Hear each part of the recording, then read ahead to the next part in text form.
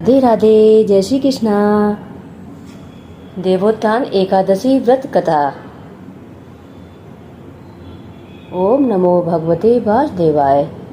धर्मराज युधिष्ठिर कहने लगे कि हे भगवान, मैंने कार्तिक कृष्ण एकादशी अर्थात रमा एकादशी का सब विस्तार वर्णन सुना है। अब आप कृपा करके मुझे कार्तिक माह के शुक्ल पक्ष की एकादशी के विषय में बताइए। इस एकादशी का क्या नाम है तथा इसके व्रत का क्या विधान है, इसकी विधि क्या है, इसका व्रत करने से किस फल की प्राप्ति होती है, कृपया यह सब विधान पूर्वक बताइए। भगवान श्री कृष्ण बोले, कार्तिक माह के शुक्ल पक्ष में तुलसी विवाह के दिन आने वाली इस एकादशी को विष्णु प्रबोधनी एकादशी, देव प्रबोधनी एकादशी, देवोत्थान एवं देव उद्धव एकादशी, देव उठनी एकादशी, कार्तिक शुक्ल एकादशी तथा प्रबोधनी एकादशी भी कहा जाता है। यह बड़े बड़े पापों का नाश करने वाली है। इसका महात्म्य मैं तुमसे कहता हूँ, ध्यान पूर्वक सुनो। कथा है, एक राजा के राज्य में सभी लोग एकादशी का व्रत रखते थे। प्रजा तथा नौकर चाकरों से लेकर पशुओं तक को एकादशी के दिन अन्न नहीं दिया जाता था। एक दिन किसी दूसरे राज्य का एक व्यक्ति राजा के पास आकर बोला, महाराज कृपा करके मुझे नौकरी पर रख लें।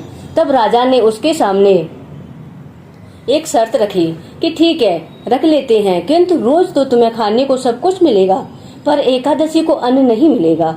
उस व्यक्ति ने उस समय हाँ कर ली, परंतु एकादशी के दिन जब उसे पलहार का सामान दिया गया तो वह राजा के सामने जाकर गिड़गिड़ाने लगा, महाराज इससे मेरा पेट नहीं भरेगा, मैं भूखा ही मर जाऊंगा, मुझे अन्न खाने को दो, मुझे अन्न दो।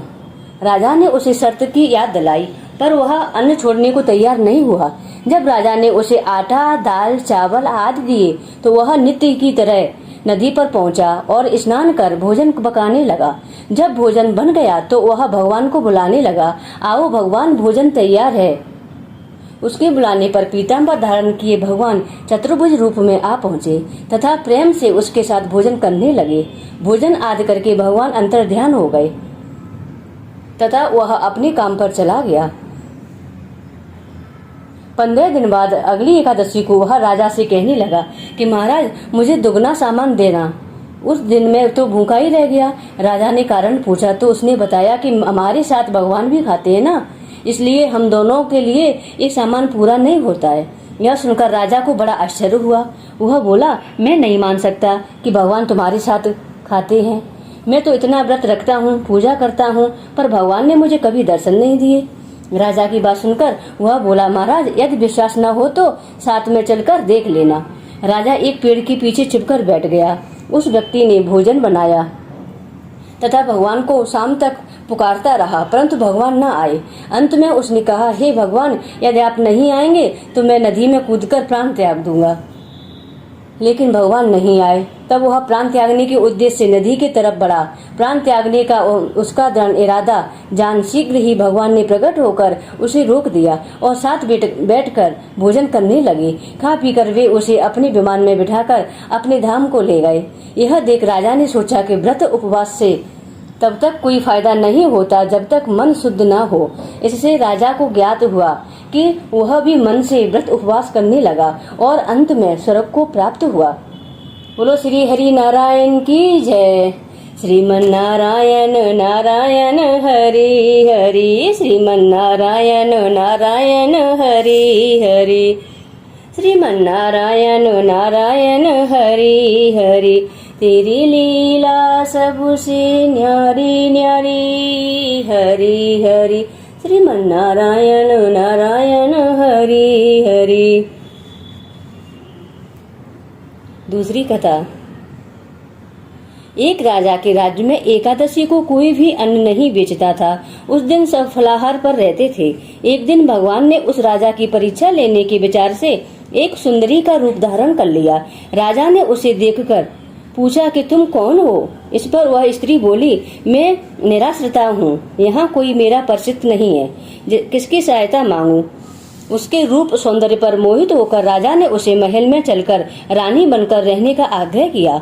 वह बोली कि यदि राज्य का अधिकार मुझे दोगे तो मैं साथ में चलूंगी।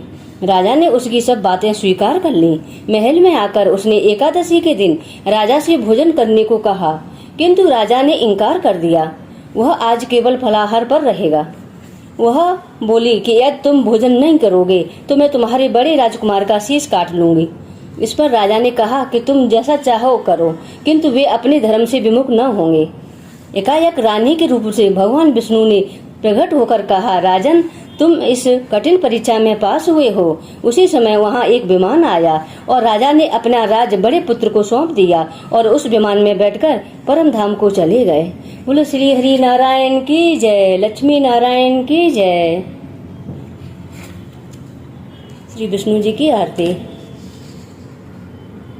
देव सच्चिदानंद प्रभो हे ईसों के ईश, करूं तुम्हारी आरती। जय जय जय जगदीश, जय जय जय जगदीश।